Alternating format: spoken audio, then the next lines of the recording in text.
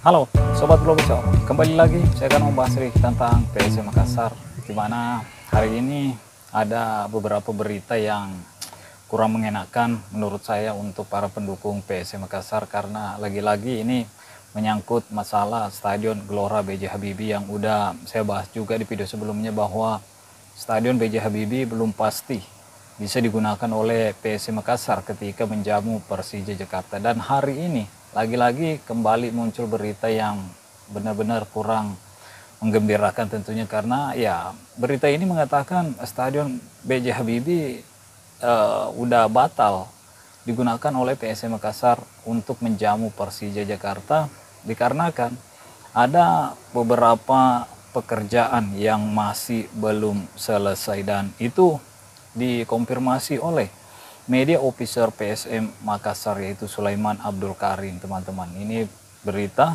diturunkan oleh tribuntimur.com, dan menurut informasi yang ia terima, Sulaiman Abdul Karim mengatakan bahwa agak sulit kalau mau dipaksakan tanggal 23 Februari. Masih ada pekerjaan yang belum selesai. Salah satunya pekerjaan instalasi listrik, teman-teman. Tapi meski begitu, Sulaiman berharap pengerjaan Stadion B.J. Habibie segera selesai agar PSM Makassar bisa bermarkas kembali di Sulawesi Selatan. Dan ini yang kita harapkan tentunya bersama-sama. Kita ingin melihat kembali PSM Makassar berjuang di kandangnya sendiri, berjuang di tanahnya sendiri. Karena kita tahu sendiri udah 1,5 tahun PSM Makassar menjadi tim musafir, teman-teman. Jadi tentunya ini penantian yang ditunggu-tunggu oleh para pendukung PSM Makassar, melihat tim kebanggaannya kembali berlaga di Sulawesi Selatan atau di Stadion Gelora B.J. Habibie. Karena ini adalah satu-satunya harapan PSM Makassar, Stadion Harapan PSM Makassar. Karena di kota Makassar sendiri ya sejauh ini kan belum ada stadion yang layak digunakan oleh PSM Makassar. Ada Stadion Barombong, ya masih begitu-begitu. Ada Stadion Sudiang, ini juga katanya tahun ini tidak ada pembangunan tentang Stadion Sudiang karena adanya efisiensi, teman-teman. Jadi ya saya nggak tahu juga, yang jelasnya kita berharap tentunya akan ada pembangunan stadion yang bertaraf internasional di kota Makassar.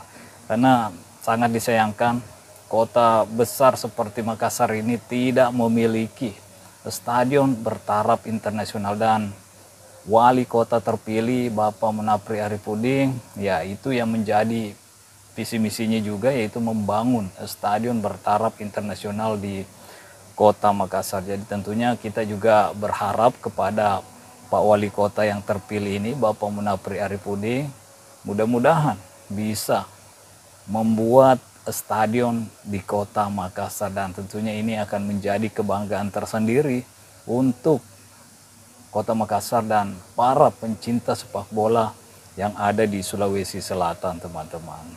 Nah, untuk berita-berita lainnya, ya ada juga tentang stadion yang akan dipilih oleh PSM Makassar untuk menjamu Persija Jakarta. Kemungkinan bukan di Stadion Batakan.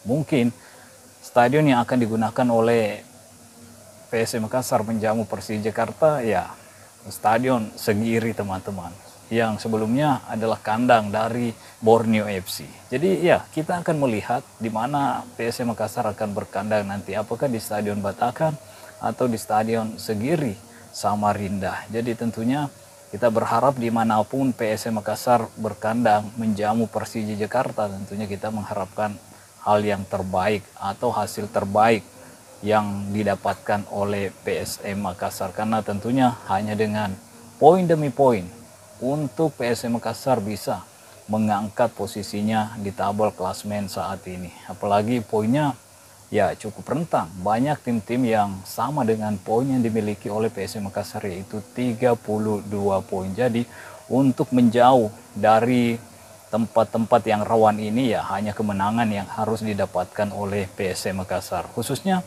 di pekan ke-23 menghadapi PSIS Semarang.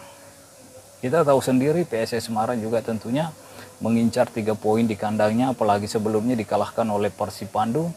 Jadi ya mudah-mudahan bukan PSM lah tempat PSIS Semarang untuk bangkit.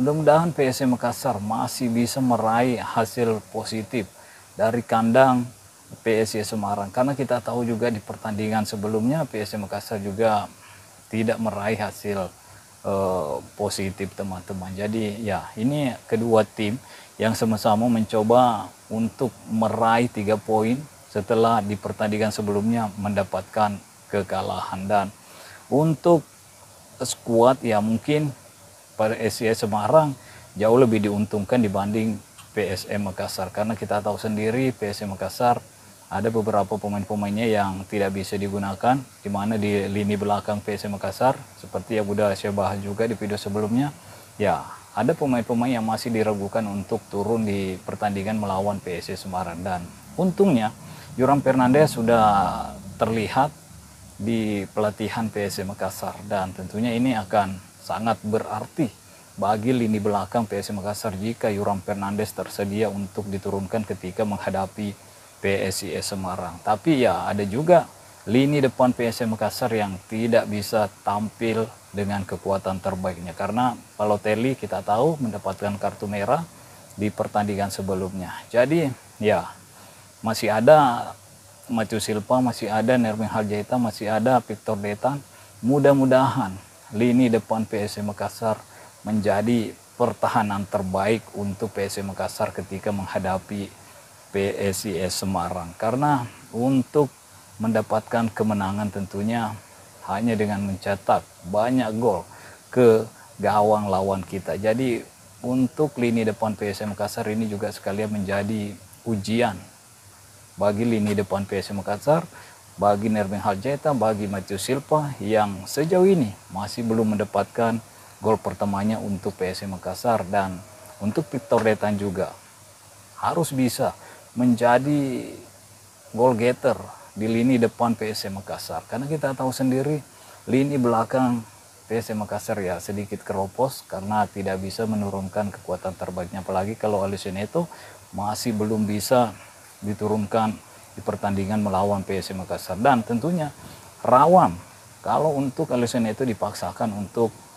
kembali turun di pertandingan melawan PSIS Semarang. Seperti di pertandingan sebelumnya kita tahu Alisson itu mendapatkan cedera ketika PSM Makassar berlaga di Asian Club Championship dan diturunkan kembali ketika menghadapi siapa ya, di pertandingan sebelumnya itu mendapatkan cedera pada menit ke-10 dan ditarik keluar. Begitupun dengan Akbar Tanjung. Tentunya Coach Bernardo Tavares harus juga berhati-hati melihat kesiapan pemainnya, dan tentunya rotasi sangat dibutuhkan dalam skuad PSM Makassar. Tapi kita juga tahu pemain-pemain yang tersedia di bench cadangan ya kebanyakan pemain-pemain muda yang masih minim jam terbang, masih minim pengalaman. Jadi ya kita berharap yang terbaik tentunya untuk anak-anak asuh Coach Bernardo Tavares, meskipun Coach Bernardo Tavares lagi-lagi mengeluhkan tentang jadwal padat yang dilakoni oleh anak asuhnya, tapi ya semoga ini bisa